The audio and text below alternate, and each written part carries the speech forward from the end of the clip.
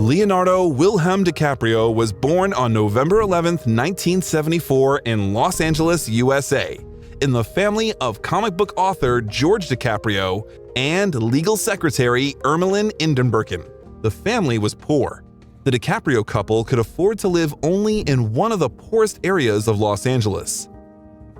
My mom and I lived at a drug dealer and prostitute corner. It was pretty terrifying. I got beat up a lot. I saw people have sex in the alleys, and I saw what drugs do with people. But it was thanks to this life experience that Leo later would admit that none of the temptations of Hollywood could lure him. Not forget about another important part of his work: environmental protection. In 2007, he released the documentary The 11th Hour, and in 2016, he participated in the shooting of the movie Before the Flood.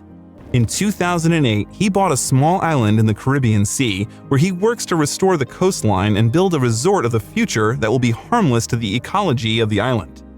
In addition, DiCaprio invests in the company Love the Wild, encouraging the artificial cultivation of seafood.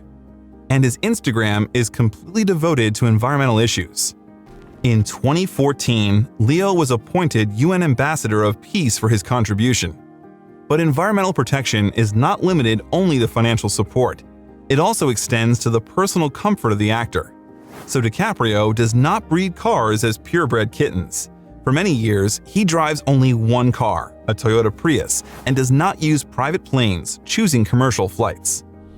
Meanwhile, Leo was offered a role that would allow him to get something that has been slipping out of his hands for so long. The film The Revenant was released in 2015. Leo played the role of Hugh Glass, a man betrayed by everyone and abandoned to certain death in the snow. But Glass did not despair. Throughout the film, he was desperately fighting for his life, fighting with the cold, then with a bear, then with himself. Throughout the shooting day, DiCaprio worked in extreme conditions. His hands, feet, ears, and cheeks were numb from the cold. Due to climate change and difficult conditions, filming had to be stopped several times.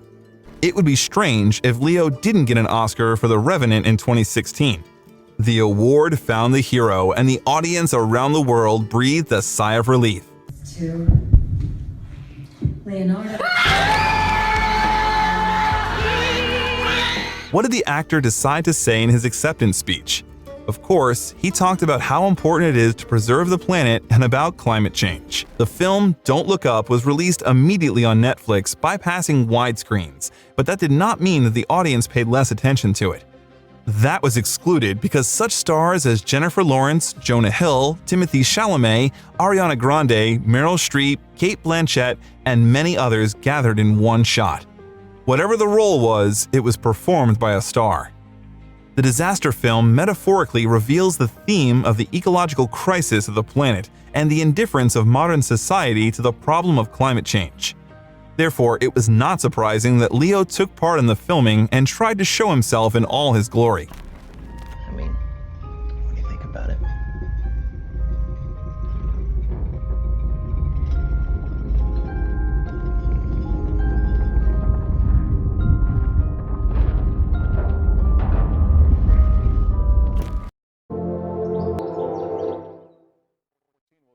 The warmest year around the globe in recorded history. 2015 was the hottest year since climate records began. Figures show this July was the single hottest month in recorded history. Australia sweltered through its hottest spring on record. The phenomenon was a short-term trigger to a long-term global warming caused by human activity. Climate change is now affecting every country on every continent. It's the rate that's of great concern. And what do you put that rate down to, Bill?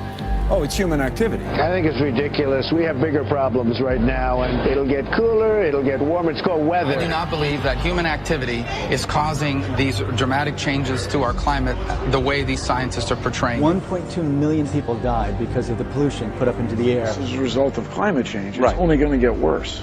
This is a big problem, and it's not going to go away. The debate is over.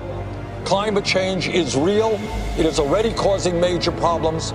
And if we do not act boldly and decisively, a bad situation will become worse. As a UN messenger of peace, I have traveled all over the world for the last 2 years documenting how this crisis is changing the natural balance of our planet. I have seen cities like Beijing choked by industrial pollution, ancient boreal forests in Canada that have been clear-cut, and rainforests in Indonesia that have been incinerated.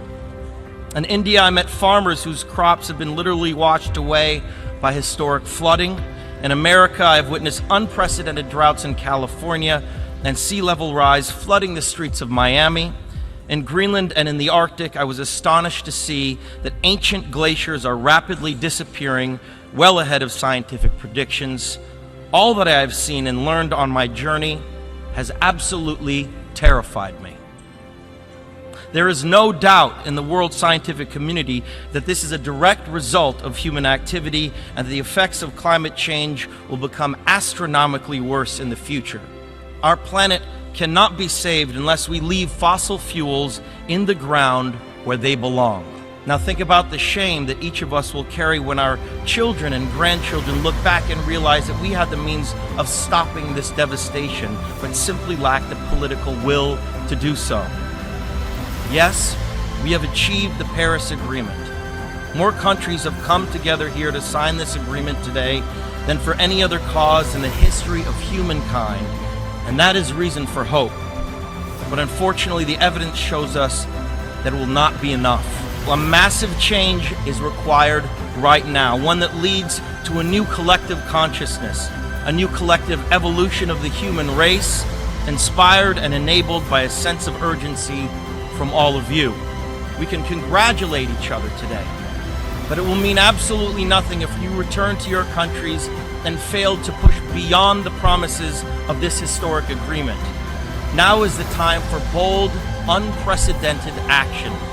It is time to declare no more talk, no more excuses, no more 10-year studies, no more allowing the fossil fuel companies to manipulate and dictate the science and policies that affect our future. The world is now watching. You will either be lauded by future generations or vilified by them. You are the last best hope of Earth. We ask you to protect it, or we and all living things we cherish are history.